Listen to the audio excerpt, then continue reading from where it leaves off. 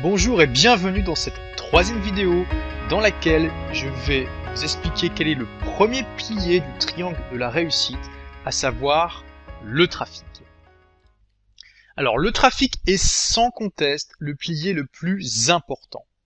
En fait, le trafic c'est comme l'audimat d'une émission de télé, comme le tirage d'un journal, comme le nombre de lecteurs d'un livre, comme le nombre de places vendues pour un film. C'est un indicateur de votre réussite propre à Internet et de vos probabilités de gagner de l'argent. Si vous avez beaucoup de trafic, vous pourrez même vous permettre de négliger les piliers de l'autorité et de la relation et de la confiance, et même si vous vous asserrez sur beaucoup d'argent en faisant cela, vous serez quand même capable de générer un revenu raisonnable. Donc le trafic est vraiment le pilier le plus important du triangle de la réussite. Sans lui, tous les autres piliers sont beaucoup moins utiles. Alors, comment avoir du trafic? Il n'y a pas 3000 manières en fait. Les principales manières d'avoir du trafic sont bien identifiées et je vais vous donner celles qui ont bien fonctionné pour moi et qui ont permis à des livres pour changer de vie de décoller et d'arriver là où il en est. La première source de trafic, c'est les dig-likes.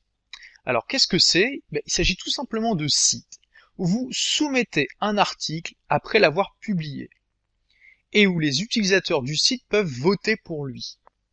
D'accord? Donc vous publiez un article sur votre blog, vous allez copier-coller le lien de cet article dans le dig-like en question et les utilisateurs de ce dig-like, s'ils apprécient votre article, pourront voter pour lui. Si vous obtenez un nombre suffisamment important de votes, votre article sera publié en page d'accueil, ce qui pourra vous apporter beaucoup de trafic. Mais attention, ce ne sera pas du trafic très qualifié.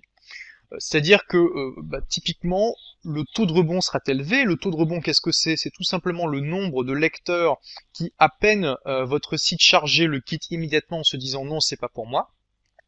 Et le temps moyen de visite sera réduit par rapport à la moyenne de vos visiteurs. Ça veut dire que si par exemple vous obtenez 1000 visiteurs d'un dig-like, typiquement vous pourrez avoir des taux de rebond entre 70 et 80%, admettons si votre blog a une moyenne de 50%, et ils resteront 1 minute alors que la plupart des visiteurs de votre blog restent entre 3 et 4 minutes. Donc c'est vraiment pas du trafic qualifié.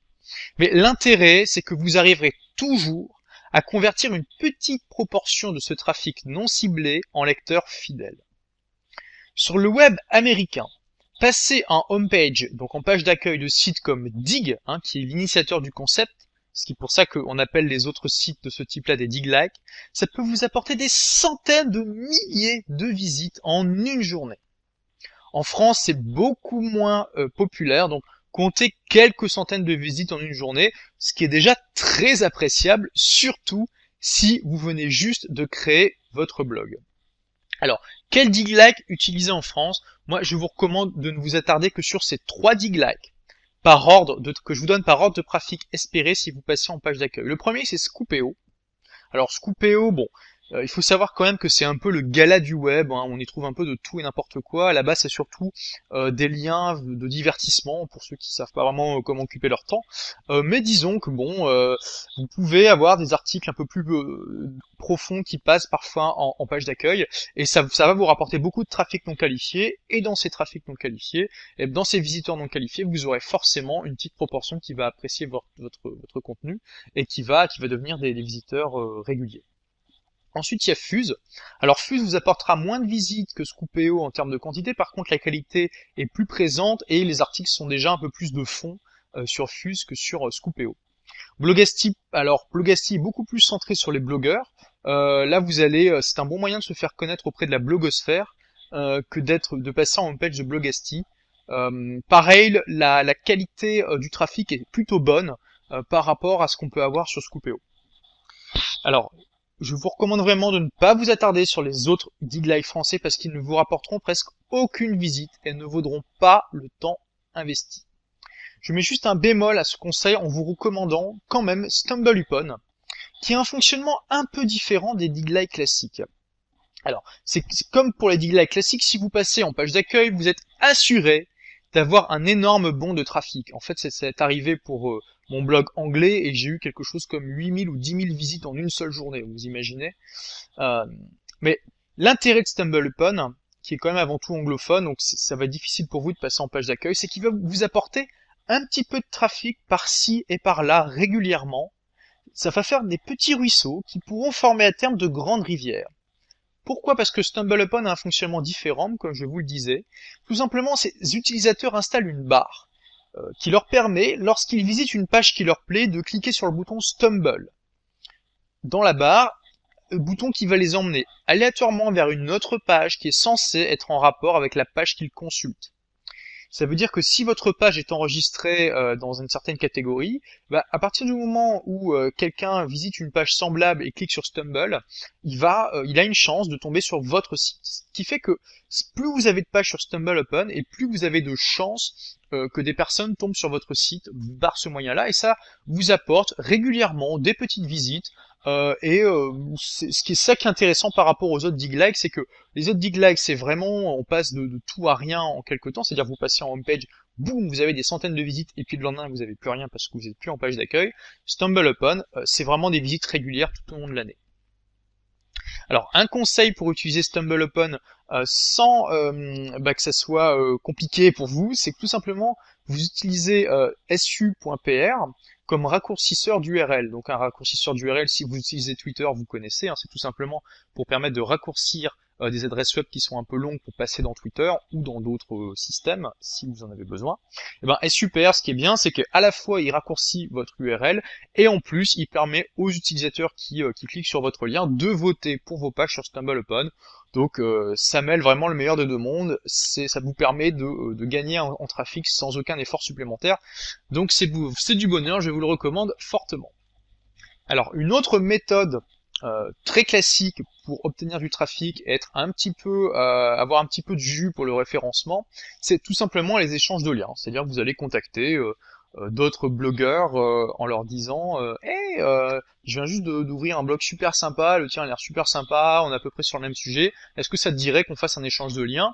Et vous allez mettre chacun un lien vers le blog de l'autre dans ce qu'on appelle votre blog roll, c'est-à-dire des liens en fait qui se trouveront typiquement dans la colonne latérale de votre blog. Alors, les échanges de liens, c'est un petit peu dépassé aujourd'hui au niveau des moteurs de recherche. C'est-à-dire que Google et puis les autres moteurs de recherche préfèrent des liens qui ne vont que dans un seul sens. C'est-à-dire que Google apprécie plus un lien vers un blog ou un site qui pointe vers votre blog sans que vous donniez de lien en retour.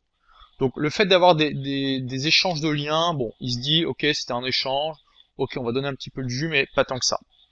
Mais quand même, ça peut vous donner un bon petit coup de pouce au début pour vous faire référencer.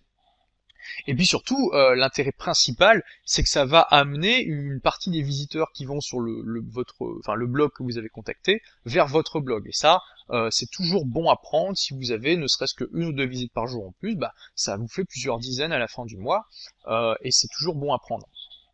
Donc, un conseil, hein, avant de commencer à écrire à des blogueurs pour leur demander des échanges de liens, commencez par écrire quelques articles de qualité. D'accord? Vraiment, mettez du bon contenu dans votre blog. Puis, proposez des échanges de liens avec des blogs qui ont un nombre de lecteurs légèrement supérieur au vôtre. Hein, vous voyez le nombre de lecteurs grâce au compteur Feedburner que ces blogs publient. Donc, le compteur Feedburner de blogger-pro.com, par exemple, vous pouvez le voir juste à droite de cette vidéo. Hein, vous avez le nombre de lecteurs et en dessous, c'est marqué by Feedburner. Donc ça vous donne une idée de la popularité du blog, du nombre de lecteurs qui sont abonnés. Si le blog ne l'affiche pas, mais utilise Feedburner, eh bien vous pouvez en fait savoir quel est son nombre d'abonnés en utilisant le service FeedCompare. Je vous ai mis un lien en dessous de cette vidéo. Ou alors vous allez aussi dans le classement top des blogs. Pareil, je vous ai mis un lien dans cette vidéo. Alors pourquoi contacter uniquement des blogs qui ont un nombre de visiteurs légèrement supérieur au vôtre, ou alors à la limite inférieure? Tout simplement parce que il y a une hiérarchie en fait dans les blogs. Typiquement, vous pouvez pas demander la même chose à quelqu'un qui est largement supérieur à vous en termes de trafic par rapport à un collègue qui a à peu près le même trafic que vous. Tout simplement parce que là, il y aura une disproportion dans le service rendu. Hein, le blogueur qui a beaucoup de trafic va vraiment vous rendre un grand service en mettant un lien dans sa blogroll vers votre blog, et vous par contre vous n'allez pas lui rendre un grand service. Donc il y a une disproportion en fait dans l'échange, ce qui fait que en général, sauf si vous avez une relation particulière avec ce blogueur, un blogueur qui a beaucoup plus de trafic que vous va refuser de faire cet échange de liens. Personnellement, sur mon blog des livres pour changer de vie, c'est très très rare aujourd'hui que j'accepte de rajouter un lien dans ma blogroll, et il faut vraiment que soit j'ai une relation particulière avec le blogueur, soit que il a autant de trafic que moi. Alors, une autre manière très efficace d'obtenir du trafic, c'est tout simplement les forums de discussion. S'il existe un ou des forums de discussion populaires en relation avec le domaine sur lequel vous bloguez, eh bien, c'est formidable.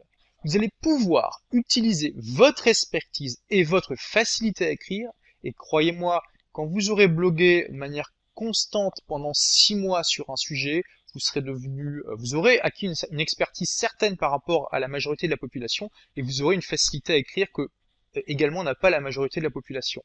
Eh bien, vous pourrez facilement créer sur ces forums des topics de référence qui vous positionneront comme un expert et pourront vous amener des fleuves de trafic. Certains forums ont plusieurs dizaines de milliers d'utilisateurs qui postent des milliers de topics par jour. Donc un des plus connus, c'est celui d'Hardware.fr, qui a à l'heure actuelle plus de 768 000 inscrits. Je ne sais pas si vous vous rendez compte. Bon, je suppose que la plupart ne sont pas actifs, mais quand même. Le fait de créer des topics de référence dans ces forums fréquentés va déjà vous identifier immédiatement. Si vous êtes capable d'apporter du contenu de qualité et d'apporter des réponses de qualité aux personnes qui vous répondent dans ce topic, immédiatement vous êtes perçu comme un expert, et ça peut vraiment vous apporter énormément de trafic et ciblé. Si vous visez un forum ou une section de forum qui est vraiment en relation directe avec votre blog, ça peut vraiment être formidable. En plus, une astuce par rapport à ça, c'est pas vraiment conseillé quand on a un blog de prendre un article qu'on a déjà publié sur le blog et de le mettre ailleurs. Par contre, rien ne vous empêche de prendre un post que vous avez déjà écrit sur un forum et de le mettre sur un autre forum qui parle aussi de ce sujet-là. La plupart du temps c'est complètement accepté, et puis ça va vous permettre de facilement décupler les résultats que vous allez avoir pour une somme d'efforts en plus qui est absolument minimale. Donc moi je vous recommande vraiment de créer des topics de qualité, mais évidemment vous pouvez aussi répondre à des topics déjà créés, mais souvent vous n'aurez pas la même visibilité que si vous créez ces topics, parce que votre réponse va être noyée dans des dizaines ou des centaines d'autres réponses. Et la meilleure manière pour vous créer rapidement votre statut d'expert et vous amener du trafic qualifié, c'est de créer des topics de qualité. Alors surtout, ne faites pas comme ces spammers, concentrez-vous sur le fait d'apporter de la valeur sur ces forums. Ne les spammez pas avec des messages inintéressants qui n'ont pas d'autre but que de promouvoir votre nouveau blog. C'est très mal vu et vous allez surtout réussir à vous faire bannir en 2 temps 3 mouvements. Moi, ce que je vous recommande, c'est vraiment de vous concentrer sur le fait d'apporter de la valeur, de la qualité dans ces topics et de mettre en signature un lien vers votre blog. La plupart du temps, on ne vous dira rien. D'ailleurs, je vous recommande au début, quand vous vous inscrivez sur ces forums, de ne pas mettre de lien en signature et de le mettre seulement après quelques jours, quand vous aurez tâté un petit peu la température. Ça vous permettra d'être sûr de ne pas être catalogué comme un spammer. Alors, une autre manière d'avoir du trafic, c'est d'écrire des articles invités pour des autres blogs. Le principe est très simple. Plutôt que d'écrire un article pour votre blog, vous allez l'écrire pour un autre blog et le publier dessus, avec bien sûr l'accord de son propriétaire. Cela vous permet de sortir un peu des domaines dans lesquels vous écrivez ordinairement, même si vous pouvez très bien écrire un article dans la même veine que ceux que vous publiez habituellement. Et c'est un des moyens les plus efficaces pour générer du trafic sur du court, du moyen et du long terme. Moi, j'ai utilisé cela avec beaucoup de succès sur mon blog des livres pour changer de vie. J'ai écrit vraiment pas mal d'articles invités dans différents blogs, et c'est absolument génial parce que il y a pas de meilleure manière pour être présenté de manière positive aux lecteurs des blogs sur lesquels vous allez publier des articles invités, parce que vous allez leur apporter, évidemment ça va être comme pour les forums, le but c'est vraiment d'apporter de la valeur, du contenu vraiment intéressant aux lecteurs qui vont lire ça. Et du coup, ils vont pouvoir avoir un aperçu de ce que vous proposez. Et s'ils aiment ça, ils vont cliquer sur les liens qui mènent vers votre blog, et du coup, s'ils apprécient votre blog, ils vont s'y abonner. Et en plus, Google adore le type de lien que vous allez pouvoir mettre dans ce blog invité. Alors, bon, un petit avertissement, je vous recommande de ne pas truffer votre article invité de liens vers votre blog, c'est aussi mal perçu. Mettez-en un nombre raisonnable, 2, 3 maximum, ça me paraît être un bon chiffre, sauf si vous avez vraiment un long article et que les liens sont vraiment cohérents par rapport au contenu. D'accord ? Donc Google adore ça parce que, comme je vous ai dit, Google préfère les liens qui vont dans un seul sens. Donc vous aurez un article sur un blog populaire, en tout cas plus populaire que le vôtre, hein, c'est le but, qui va vous amener, qui va pointer vers votre blog sans que votre blog pointe en retour. Et ça, Google adore ça. Alors, quelques conseils pour bien faire des articles invités. N'approchez pas les blogueurs à froid sans jamais avoir eu de contact au préalable avec eux. Hein. Bon, ça peut fonctionner si vous envoyez un email qui dit hey, salut, je suis blogueur de nouveau blog qui va cartonner.com et j'aimerais écrire un article invité pour toi. Ça peut marcher, mais il y a beaucoup plus de chances que cela ne fonctionne pas par rapport à si vous avez déjà eu une relation avec lui. D'accord ? Alors, comment créer une relation avec un blogueur ? L'une des meilleures manières de le faire, c'est d'écrire régulièrement des commentaires de qualité sur son blog. Et croyez-moi, ce blogueur va le remarquer. Parce que beaucoup trop de personnes, quand elles commentent, se contentent de quelques phrases lapidaires et, qu'elles soient positives ou négatives, le blogueur, croyez-moi, soupire toujours. C'est la différence entre le temps et la réflexion qu'il a mis dans son article et le temps et la réflexion qu'ont mis ses lecteurs. Bon, évidemment, si les commentaires sont positifs, il soupire un peu moins, hein, ça c'est clair. Si vous écrivez des commentaires intelligents et qui posent de bonnes questions, cela ravira le blogueur qui verra 1. Que ses efforts ne sont pas vains et 2. Que enfin quelqu'un prend la peine de prendre un peu de temps pour réfléchir et commenter ce qu'il a eu tant de mal à écrire. Deuxième conseil, je vous l'ai déjà dit, l'objectif c'est d'apporter de la valeur au lecteur de ce blog. Et vous devez ériger en principe inébranlable le fait de proposer du contenu de qualité plutôt que de créer un trompe-l'œil qui n'a que pour unique but de ramener du trafic. Parce que si vous faites ça, les lecteurs le verront, le blogueur qui reçoit votre article le verra aussi, et si vous écrivez du contenu exceptionnel, les lecteurs et le blogueur le verront aussi, et le trafic viendra de lui-même. Enfin, troisième conseil, le blogueur qui vous reçoit doit travailler le moins possible. Donc veillez à ce que votre article soit bien mis en forme et que les fautes d'orthographe soient corrigées. Également, lisez plusieurs articles du blog qui va vous recevoir et faites en sorte qu'il respecte la ligne éditoriale du blog. N'hésitez pas à demander au blogueur si vous devez respecter certaines règles, certaines consignes, certaines mises en forme au niveau de votre article.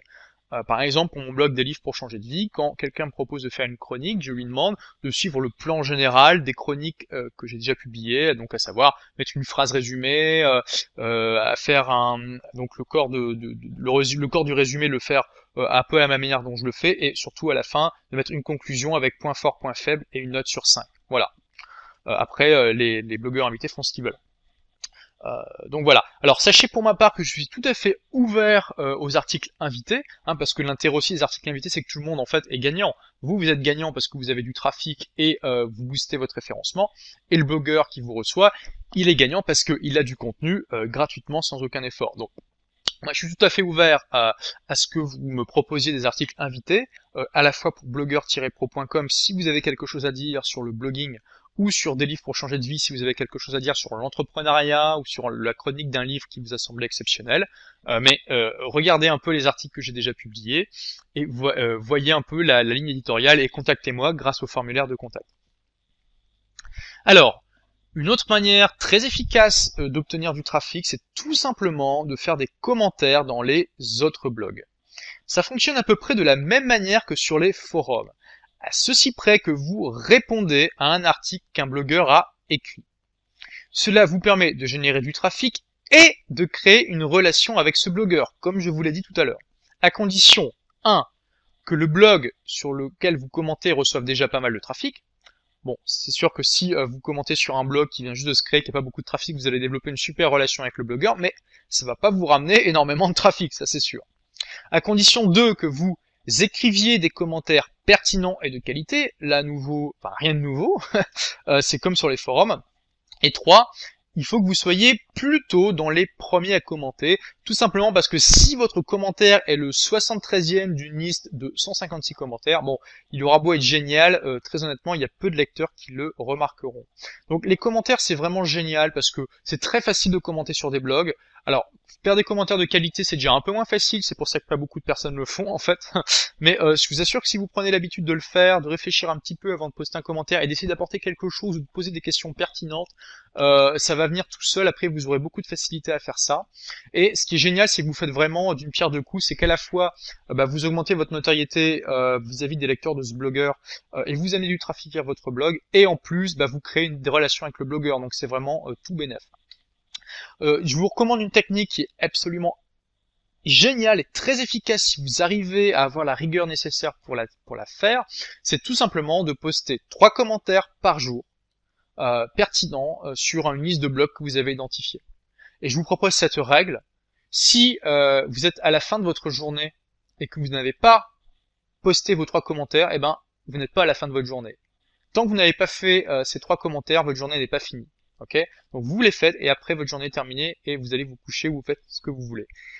Si vous suivez cette règle, je vous assure qu'avec 3 commentaires par jour, vous allez très très rapidement avoir un trafic régulier, être en relation avec des tas de blogueurs et commencer à vous faire connaître dans votre milieu.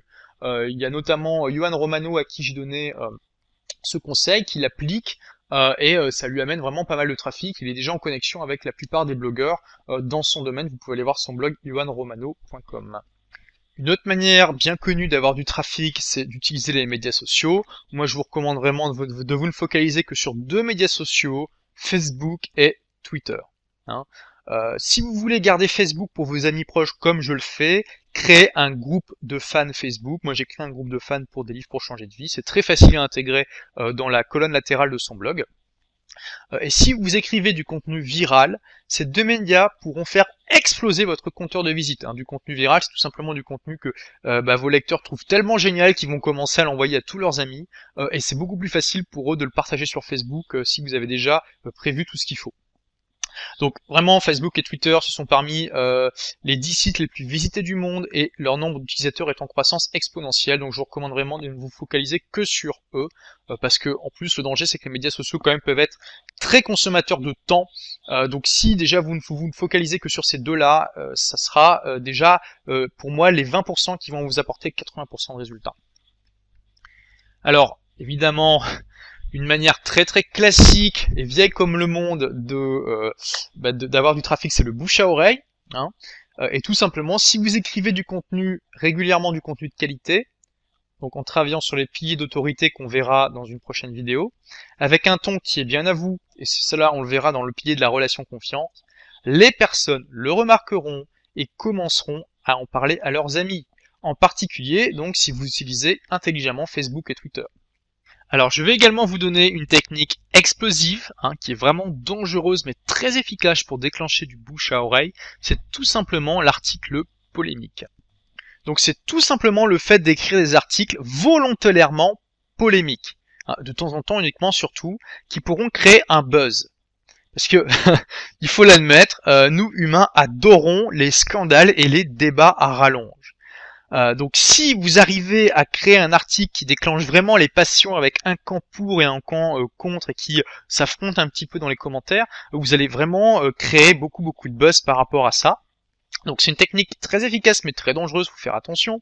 Moi par exemple j'ai écrit il y a un peu plus d'1 an un article qui s'appelle La crise, pourquoi elle ne me touche pas et pourquoi elle vous affecte. Je l'ai écrit dans un but délibérément polémique et le résultat a dépassé vraiment mes espérances les plus folles parce que ça a amené énormément de trafic sur mon blog à l'époque, quelques liens et beaucoup de commentaires. 38 alors que le blog n'avait que 3 mois d'existence. Donc vous imaginez pour un petit blog, aujourd'hui franchement 38 ça me paraît presque normal, mais pour un blog qui avait 3 mois, ça me paraissait absolument exceptionnel. Et sur ces 38 commentaires, la moitié disait que je suis génial, et l'autre moitié disait que je suis un connard, et qu'ils espéraient que je me reproduirais pas, quoi. Donc c'est vraiment à utiliser avec modération, et définitivement pas si vous ne pouvez pas encaisser les critiques. Mais entre nous, si vous lancez un blog, attendez-vous à essuyer des critiques. Et notamment parce que c'est un critère de réussite. Je pense pas qu'on puisse réussir à avoir un blog à succès si on n'est pas critiqué sur le chemin, parce que si vous n'êtes pas critiqué, c'est que vous dérangez personne, c'est que vous n'affirmez rien, c'est que vous n'apportez rien en fait, parce que à partir du moment où vous apportez de la valeur, en tout cas c'est ma philosophie, c'est ma conception des choses, vous dérangez forcément des statu quo, des manières de penser à droite et à gauche, et c'est normal que des personnes vous critiquent en retour. Alors une autre manière d'avoir du trafic qu'on a abordé très rapidement jusque-là, c'est tout simplement d'optimiser son référencement pour augmenter ses résultats dans les moteurs de recherche. Je vais vous donner quelques petits trucs à savoir. En fait, bon, Google, clairement, c'est le premier site qui m'apporte des visites tous les mois. La science qui consiste à optimiser son référencement s'appelle le SEO pour Search Engine Optimization en anglais. D'accord? Et vraiment, c'est une science, c'est un métier à part entière. Il y a des personnes qui consacrent leur vie à ça et qui sont très loin d'en avoir fait le tour. Mais je vais vous donner quelques conseils pour vous aider. Alors, surtout quand vous configurez votre blog WordPress, ne laissez pas la structure des URL par défaut.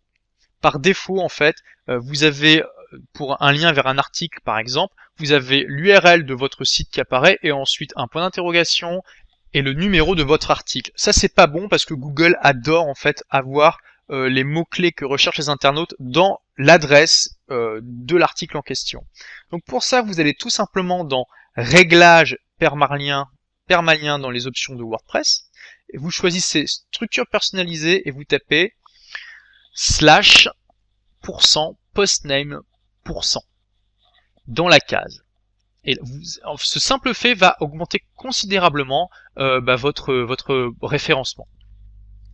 Alors au niveau des plugins WordPress à installer, je vous ai fait la liste en dessous de cette vidéo. Je vous recommande All-in-One SEO Pack, Google XML Sitemap, Yet Another Related Post Plugin et Dagon Design Sitemap Generator. En gros, ce qu'il faut savoir, c'est que plus votre blog a des liens qui pointent vers lui, et des liens venant de sites populaires, et plus Google l'appréciera. Cela prend du temps à se construire, mais si vous travaillez sur le triangle de la réussite, ces liens viendront d'eux-mêmes, améliorant vos classements dans le résultat de recherche. Donc nous avons vu déjà deux techniques pour obtenir des liens sans qu'ils viennent d'eux-mêmes, c'est l'échange de liens et l'écriture d'articles invités. Je vais vous donner à la fin de cette vidéo une technique très peu connue en France, pour générer des liens de qualité et qui plus est des liens avec encre, parce que tous les liens ne sont pas créés égaux. Google apprécie plus les liens avec encre que les liens sans encre, et je vous expliquerai tout à l'heure ce que c'est. Alors, une autre manière d'apporter du trafic, c'est tout simplement de faire des podcasts, donc d'enregistrer votre voix et sous forme d'un fichier MP3 et de l'envoyer sur iTunes. C'est très facile aujourd'hui de créer gratuitement un compte sur iTunes ou d'autres annuaires de podcasts, et ça va vous amener un petit peu de visite. Il y a des personnes qui tomberont sur votre podcast dans iTunes et qui du coup se diront tiens, c'est intéressant, en plus cette personne a un blog, je vais aller voir, et qui iront sur votre blog et qui vous aurez jamais découvert autrement. Une autre manière de se faire connaître, c'est tout simplement les vidéos. Clairement, si vous arrivez à créer une vidéo virale qui fait le tour de YouTube, eh ben, votre fortune est faite. Camini en sait quelque chose. Mais même sans cela, même si vous n'arrivez pas à faire de vidéo virale qui devient un succès sur YouTube, YouTube est l'un des sites les plus fréquentés au monde et les personnes adorent les vidéos. Si vous savez en produire de qualité qui apporte quelque chose, alors cela pourrait devenir une source de trafic majeure pour vous.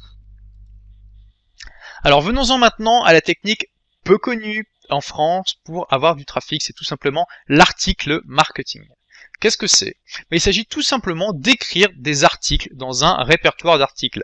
Qu'est-ce que c'est un répertoire d'articles? C'est tout simplement un site web sur lequel vous pouvez publier des articles gratuitement et sur tous les sujets, à condition bien sûr de respecter les conditions d'utilisation du répertoire d'articles et la ligne éditoriale.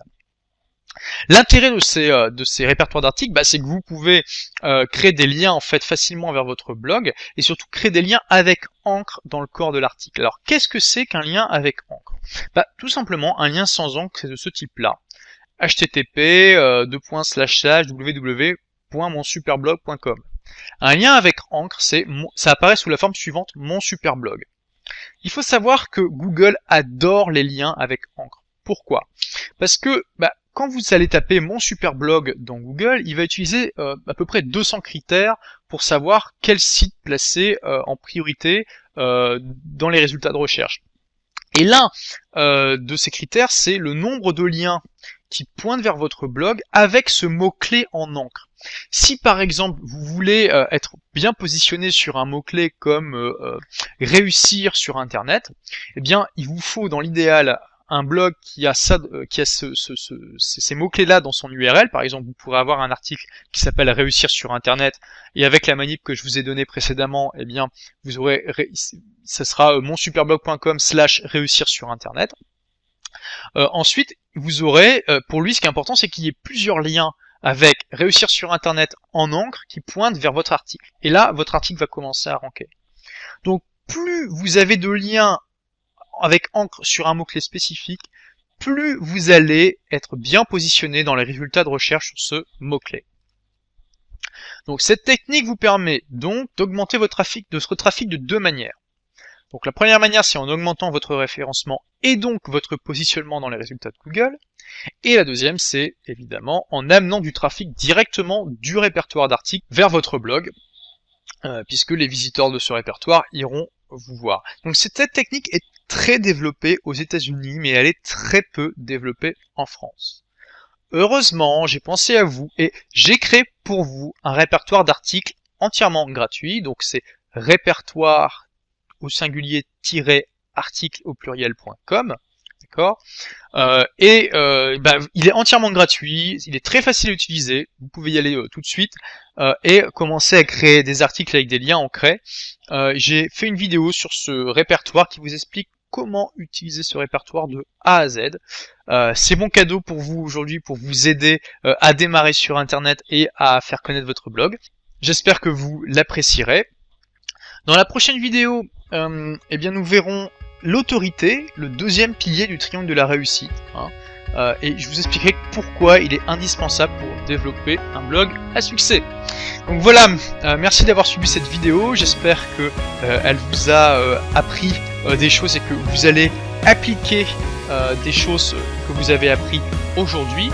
En échange, je vous demande juste de partager cette vidéo sur Facebook ou sur Twitter, d'en parler à vos amis si vous estimez que ça peut les intéresser, pour les aider eux aussi à créer leur blog sur internet, à faire porter leur voix et à réussir. Merci et à très bientôt pour la prochaine vidéo.